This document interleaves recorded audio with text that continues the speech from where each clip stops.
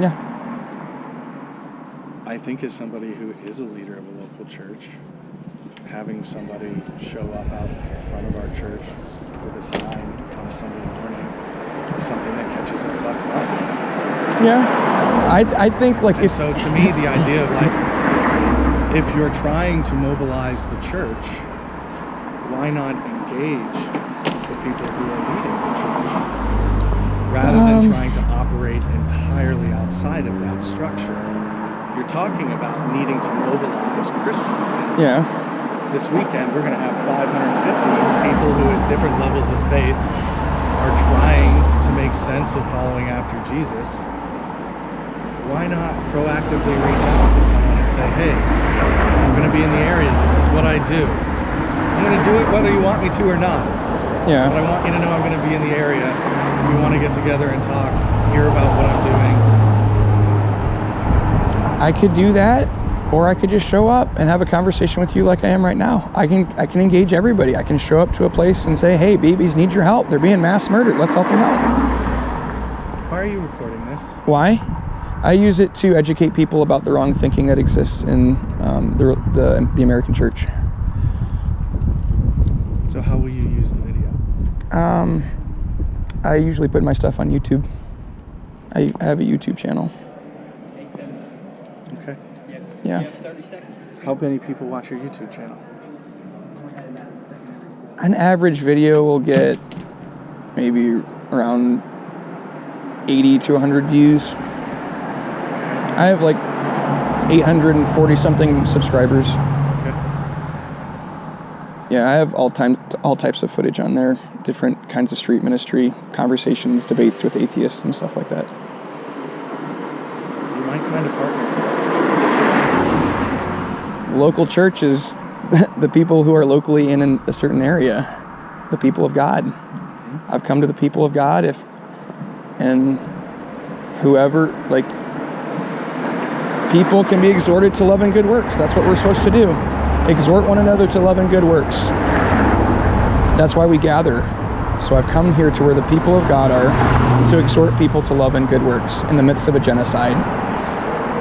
I think the only thing that I would offer to you is that you come to exhort people to good works as a stranger, as somebody who's not known, as somebody who's not been a part of our church community, as somebody that nobody has a relationship with. And I think your ministry becomes more effective through relationship. We can have relationship. You know, that's why you just took my number. It is. Yeah, that's it. So, like, I can come to a place, I could just walk in to your church without signs and anything else, and like, I would be a stranger then, too. And I'd get to know people. I can get to know people out here, too. I don't just walk into your church with signs because it's really likely that you don't want me to bring signs into your church, right? So I have to do it out here. And a lot of times I have graphic imagery. I don't just walk into a church with graphic imagery because they're going to kick me out right away. I got to do it outside. And I want to show people what's going on. I want to make clear the urgency of the situation. And I want to make them think differently. Like when they hear a pastor talking from the stage about like doing anti-abortion stuff, that's kind of like the normal way they like hear about like doing ministry. But when like a person comes showing them like what's happening, and a lot of times I'm preaching on a megaphone, handing out literature, I'm kind of like making them think like, why would he come to our institution? Like, why would he come to our church? And it kind of makes them question and think about why. And then I can explain to them and be like, hey, this is urgent. You need to see this. A lot of people need to see this right now. A lot of people need to hear about this right now. Thanks for being here. Yeah. Appreciate you taking the time to talk with me. Yeah, thanks for talking. A lot of pastors just like they ignore me. They write me off. They don't want to engage. So it's good that you did. It is clear to me how passionate you are. And that, I think that's convicting. I can't speak for any other pastor or church leader. I think I can just speak for myself that I would have been open to an email. I would have been open to Yeah. I would have even, like, we do these things where we gather all of our local partners and all of the different things that we engage in missionally here in the city. And we do things where we bring all of those organizations together so that 550 people can be exposed to them. That's good. And that's something where, again, through coordination and communication, there's an opportunity to maybe accomplish something that is a little bit different than what we're doing this morning. It's good to have organized efforts, but I'm trying to reach everybody with a message of personal repentance, a general call to repentance to each and every person. What are you going to do? How are you going to live your life like you're actually in a genocide? How are you going to treat preborn children the same way you treat born children? And not just, oh, here's a program that you can go, like, here's like a new ministry that you can join. And like, this is your calling. And a lot of people think, oh, that abortion ministry, that's not my calling. Well, no, read Proverbs 24:11. It literally commands you to rescue people who are being taken away to death and to hold back those who are stumbling to the slaughter. That's a command from God. And right after that command, it gives a warning of God's judgment if you don't. And we're living in a genocide. So yes, it is your calling to rescue people who are being taken away to death.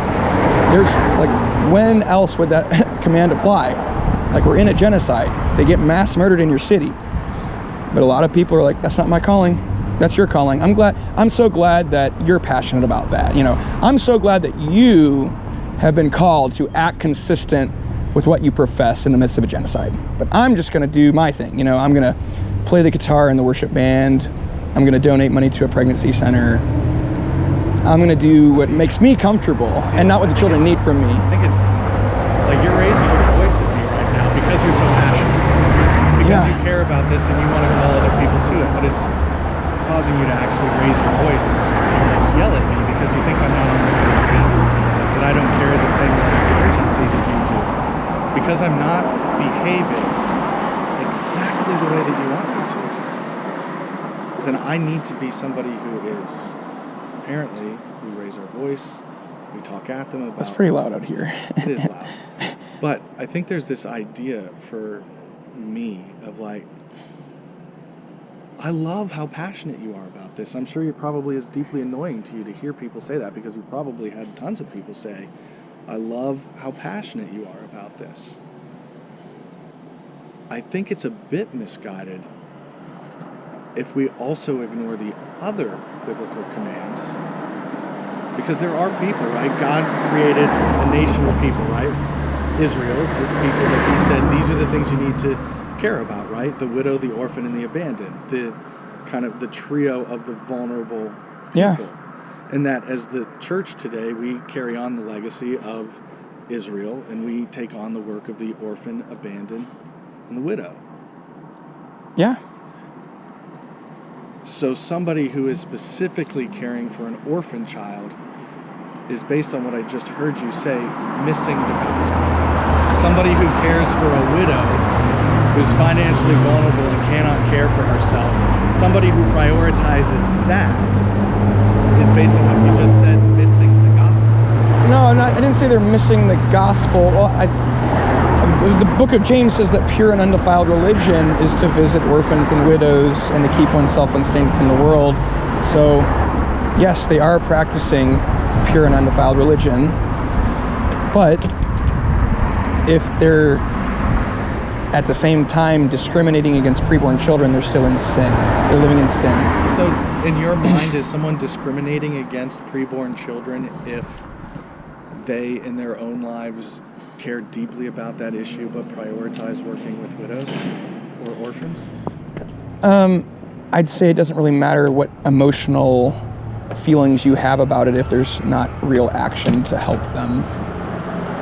So like, you feeling bad about it isn't going to help the kids who are going to be murdered this week. You have to take action to help them. So I think, and again, like, how would they live if it was born people being mass murdered? If they're living differently for preborn children, they're living in discrimination. So would they spend most of their time, I mean, it's good to take care of like born orphans and widows, but would they only dedicate most of their time to that while not doing anything about the murder of born people if it was happening? Yeah, I think you might be making making an assumption that people, because they prioritize orphans or widows, that they're therefore not properly prioritizing? Well, it just comes down to, do you really view preborn children the same way you view born people? Do you really believe deep down that they have the same value? And does your lifestyle reflect that? What if somebody looked at you and said, yes, I share that value completely? And then your question was, well, when was the last time that you picketed outside of a Planned Parenthood? And they said, actually, I've never done that. I work with women who are pregnant and are considering abortion and try to relationally work through that with them. Would your response be to those people and say, you're not doing it right? Well, I think right now what the greatest need is for thousands of people to like show up to killing facilities to shut them down with the sheer number of people in front of them. So that means we need a lot of people, all hands on deck. So somebody's got to do it, and like you can do both. And so it's not like, it shouldn't be, oh, I'm doing this thing. Do well, you do both? Like taking care of like born orphans and widows. Or like engaging with women who are pregnant and vulnerable, who are considering abortion, and relationally work with them to hopefully. I offer them assistance as they walk into killing centers, but they ignored me. I would help them if they'd let me. Could it be that you're meeting them at the wrong place? No, that's where we need to be. We need to be all over the place. So I don't just go to killing centers. I don't actually go to killing centers that often because of my work schedule, but I go to high schools and I educate the next generation. I will stand outside of a high school with signs like this and a megaphone, preaching to them about what's going on, educating the generation so that even before they get to the murder mill, they understand that this is wrong, because they saw the images, and that might stick in their mind and keep them from murdering their baby in the future. I go to college campuses and I preach to them. And like I said, I go to strip clubs and confront sexual immorality. Yeah, I'm reaching a lot of different people. I am not taking care of like a born orphan currently. I want to in the future. I'm not married right now, but I'd like to adopt an IVF embryo at some point. You know, you can adopt them out of the freezer. Okay. I appreciate you taking the time to talk with me. Yeah, thanks for talking with me. I appreciate you engaging in a conversation with me. Yeah. And I appreciate your passion for this. Yeah, when I was raising my voice, I wasn't like trying to yell at you. I think I'm just like I know. very passionate. You're trying to wake up people that you don't feel are as awakened to this topic as they should be and need to be. Because of that, you're speaking with urgency. I guess I just have a lot of passion coming out when I raise my voice like that, because yeah. It's good to meet you, Matt. Yeah, it's good to meet you. I will send you a text message. Do you know when you're going to be back in the area? I don't know, maybe another month or two. I don't know. Okay. Well, whenever it is, I'd love to take you out for lunch or a cup of coffee. Okay, thanks. Yeah. It was a great talk to you. Good to meet you. Yeah, definitely. Have a good day. Thanks. You too.